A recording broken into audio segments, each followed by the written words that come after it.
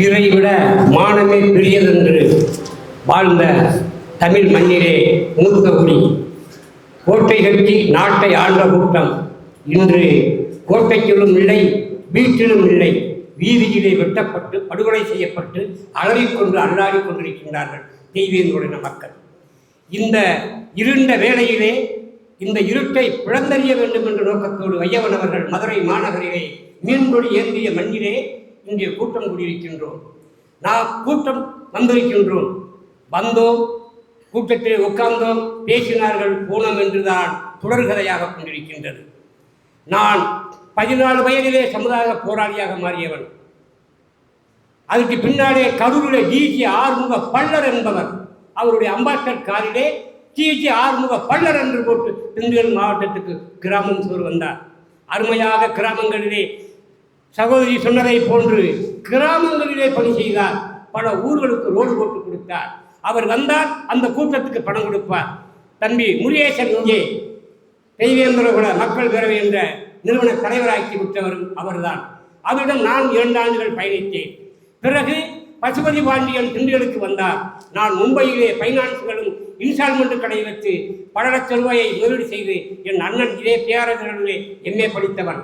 நாங்கள் ஒரு 6வது தலைமுறை. நான் இரட்டக்குவளையிலே இருந்து ராணி மங்கம்மாள் சாலைக்கு முன்னாடி நடைபாதையாக இருந்த காலத்திலே 1980களிலே புரட்சி செய்து அந்த சமூகத்திலே நாங்கள் அடக்குமுறைகளை எதிர்த்து போராடி நிலங்களையும் சொத்துக்களையும் இழந்த வழியிலே இன்று நான் ஹரிச்சந்திரன் சுடுகாட்டுக்கு தள்ளப்பட்டதை போல் இங்கே வந்து நிற்கின்றேன். காரணம், உண்மையாக உழைத்தவன். என்னை விசாரித்துக் கொள்ளுங்கள். நான் சொல்வது பொய் என்றால் இந்த மேடையிலே வைத்து வெற்றி தூக்கிறீர்கள். ஒவ்வொருவரும் மாநில தலைவர் என்று லட்டற்படையில் அடித்துக் கொள்ளலாம். நானும் அடித்தேன். ஆனால் நாமளுக்கு என்ன இந்த நாட்டிலே வளம் இருக்கின்றதா? இதை பின்னாடி 5000-10,000 பேரை திரட்ட முடியுமா? முடியாது. இதற்கு தகுதி வேண்டும். ஒரு மாநில தலைவர் என்று சொன்னால் இந்த மாநிலம் முழுவதற்கும் எத்தனை பள்ளம் ஊர் இருக்குது என்று இங்கே வந்திருக்கிறவர்கள் சொல்லிவிட முடியுமா? எத்தனை கூட்டு ஊர் இருக்குது என்று சொல்ல முடியுமா? ஒரு மாநில தலைவர் என்றால் எத்தனை மாவட்டம் இருக்கு என்று சொல்ல முடியுமா? எத்தனை பெண்கள், எத்தனை ஆண்கள், எத்தனை படித்தவர் வேலையில் என்று கணக்கெடுத்திருக்கின்றார்களா? இந்த சமூகத்திலே 60% அந்நாடு கூலிகளாக வாழ்ந்து கொண்டிருக்கின்றார்கள். தினந்தோறும் எழுந்தால் கூலி வேலைக்கு போக வேண்டும், உணவு உண்ண வேண்டும். அவன் எப்படி போராட்டத்துக்கு வருவான்? எப்படி யூடியூப் சேனலை பார்ப்பான்? இங்கே வந்திருக்கின்ற யூடியூப் சேனல்காரர்கள் அனைவரும் என்னை தெரியும். நான் பசுபதி பாண்டியன் அமைப்பில் இருந்து இங்கே இருக்கின்றவர்கள் அனைவருக்கும் தெரியும். என்னோட பிரச்சனைகளையும் தெரியும். ஆனால் 2012 படுகொலை இறந்த பிறகு என்னை ஆர் விஸ்வநாதன் மந்திரியும் அங்கே திராவிட முன்னேற்ற கழகத்தில் என்னை விரட்டி விரட்டி தாக்கினார்கள். என் மனைவி டிஎன்பிசியிலே பாஸ் வந்தால் வேலைக்கு அவள் மேலே வழக்கு போட்டார்கள். கொஞ்ச வழக்கல்ல, அத்தனையும் சாய்த்துக் கொண்டிருந்தேன். ஆனால் ஏதோ உங்களை போன்ற ஒரு சில உணர்வர்கள் போராளிகளிடம் ஒன்றுமில்லை, கையிலே பணம் இல்லை, மனம் இருக்கின்றது, உதவி செய்ய முடியவில்லை, ஆதரித்தார்கள். காலம் கடந்து வந்தேன். 1957 இமானுவேல் படுகொலை எதற்காக? மாவட்ட ஆட்சியாளர் கூட்டத்திலே பேசியதற்காக படுகொலை. பசுபதி பாண்டியன் 2010 ராஜராஜனுக்கு விழா அளித்ததனால் அவர் படுகொலை. இதுதான் வரலாறு. இன்றைக்கு தம்பி கரிகாலம் மல்லரும் வரலாறுகளை பேசினார்கள். ஏன் இந்த 80-90 கொலைகள்? தம்பி தமிழ்மாறன் இருக்கின்றார், சமர்த்தியில் இருக்கின்றார்கள். எத்தனை அந்த வடக்கு புதுவிலே ஒருவனை கொண்டார்கள், முருகனை அடித்து வழக்கு போட முடியவில்லை. சங்கரன்களை 12,000 விளக்கட்டு 14 குடும்பங்கள் விலை வைவிட்டார்கள். பதிவு செய்யுங்கள். விலை போனார்கள். அவருடைய மனைவி இன்னைக்கு கூலி விலைக்கு செல்கின்றார்கள். எங்கே போனது? இந்த சங்கங்கள் போராடினார்கள். ஆனால் அங்கே ஒரு எட்டப்பன் கூட்டம் அந்த போராட்டத்தை கைவிட்டு விட சொல்லி பணத்தை வாங்கி விலை வைவிட்டது. அங்கே ஒரு டிஎஸ்பி ஆபீஸிலே அங்கே கல்லல் என்ற ஊருக்கு பக்கத்திலே மல்லம் என்ற ஊருக்கிட்டே அவனை நாம் இனத்தை சார்ந்தவன் டிஎஸ்பி எழுத்தாளராக வேலை பார்த்தவனை ஏடி காடுகளை பிடித்துக் கொண்டு அடித்து துன்புறுத்தி அவன் மருந்து கொடுத்து சென்றான். இது உண்மை வரலாறு. அவனுக்கு நாங்கள் நீதி கிடைக்கவில்லை. ஆனால் தலைவர்கள் போறோம், வர்றோம், பேசுகின்றோம், முடிவு ஒன்றும் இல்லை. தேன்கூடாக வருகின்றோம், ஆனால் வெறுங்கூடாக போகின்றோம். ஆகவே வருவதும் போவதும் நம்முடைய வேலை அல்ல. 1950 படுகொலை செய்யப்பட்டு எப்போது அரசு அறிவித்திருக்கின்றது? அம்பேத்கர் சொன்னதை போல நாம் தூங்கிக் கொண்டிருக்கின்றோம்.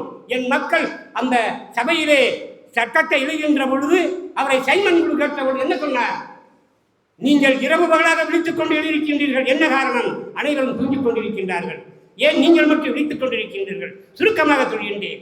என் மக்கள் தூங்கிக் கொண்டிருக்கின்றார்கள், நான் விழித்துக் கொண்டிருக்கின்றேன். இன்று கூடியிருக்கின்றவர்கள் அனைவரும் விழித்தால் ஒரே மாதத்தில் தமிழகத்திலே எத்தனை ஊர் இருக்கின்றது, எத்தனை மக்கள் குடி வசதி இல்லாமல் இருக்க அந்த கணக்கெடுக்க முடியும். நம்மளிடம் என்ன அகம்பாவம்? நான் உங்களை உணர்வோடு வைக்க கடமைப்பட்டவன்.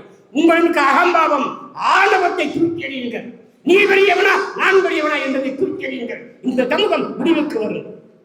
பூடம் தலைவனாக வேண்டும் என்று சொன்னால் ஒருவனுக்குத்தான் தங்க பதக்கம் கொடுக்க முடியும், அனைவரும் வாங்க முடியுமா? ஒரு ஓட்ட பந்தயமாக இருக்கட்டும், ஒரு கிரிக்கெட்டாக இருக்கட்டும், ஒரு மல்யுத்தமாக இருக்கட்டும், 100 ரூபாய் கொடுக்க முடியும். அதை போன்றுதான். ஆகவே இந்த சமூக மக்கள் வாழ வேண்டும் என்று சொன்னால் மக்களுக்காக நீங்களா உங்களுக்காக மக்களா என்பதை இந்த இடத்திலே எண்ணி செல்லுங்கள். அப்போதுதான் இந்த மக்களை காப்பாற்ற முடியும். அரசியலிலே இடஒதுக்கீட்டை ஜெயிக்க முடிகின்றதா? காய் வைத்து பிழைக்கின்ற கூட்டம் தான் பதவியில் இருக்கின்றது. மான மரியாதை ரோஷம் அத்தனை இழந்த கூட்டம். ஒரு காலகட்டத்திலே பழனி பாபா நக்கத்துக்கு வந்தார் 1981. தெய்வங்குள மக்களை தொட்டால் இங்கே ரத்த கலரியாகும் என்று சொன்னார். அவருக்கு பின்னாடிதான் நாங்கள் பயணித்தோம். மக்களுக்கு அடிப்படை இரட்டை கொலை முறைகள், அடக்குமுறைகள், முடிவெட்டாதது, துவைக்காதது, இன்னும் என்ன வேற எழுதுகின்றான் சிறப்பு பச்சையிலே, வீரவசனம் பேசுகின்றான் ரோக்கிலே, அன்றைக்கு போட முடியாது, பேச முடியாது. இவெல்லாம் உடைத்திருந்து எத்தனை உயிர்கள் இழந்திருக்கின்றது. பரமக்குடியில துப்பாக்கி சூடு, அவர்களுக்கு சிலை வைத்திருக்கின்றோமா? அந்த குடும்பத்தை பற்றி போய் பார்த்திருக்கின்றோமா? தாமிரபரணியிலே செத்தார்கள், அவர்களுக்கு நினைவஞ்சலி செலுத்த போறோமா? சிலை வைத்திருக்கின்றோமா?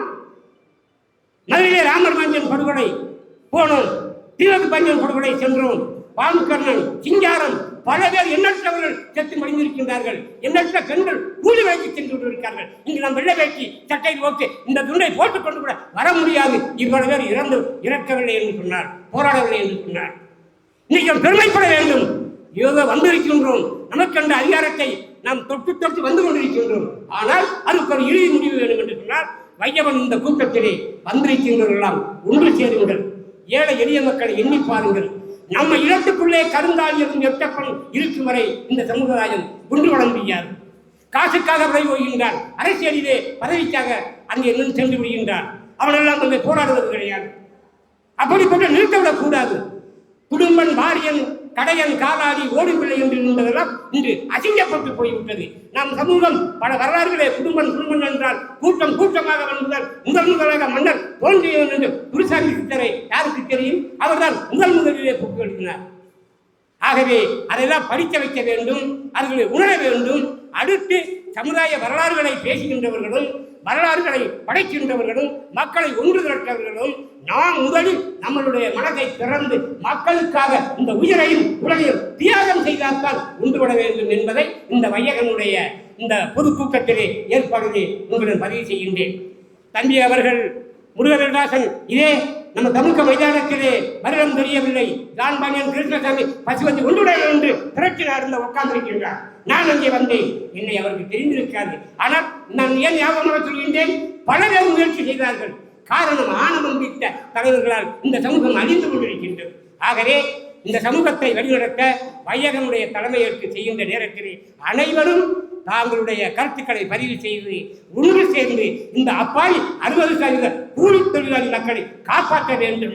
ஏனென்றால் அருள் இல்லாதவனுக்கு அவ்வளவங்களை, பொருள் இல்லாதவனுக்கு இவ்வளவங்கள் என்று அவர்கள் கூலி வேலை செய்கின்றவனை நீங்கள் சென்று பார்த்து அவர்களை விடுவிக்க வேண்டும் என்று சொன்னால்தான் அரசியலிலே ஒன்றுபடும் ஒற்றுமையாக முடியும் என்று கூறி எனக்கு பேச வாய்ப்பளித்த இந்த இடத்திலே இன்னும் பேச வேண்டியிருக்கிறது. இருந்தாலும் கையை பிடித்து இருந்து கொண்டிருக்கின்றார்.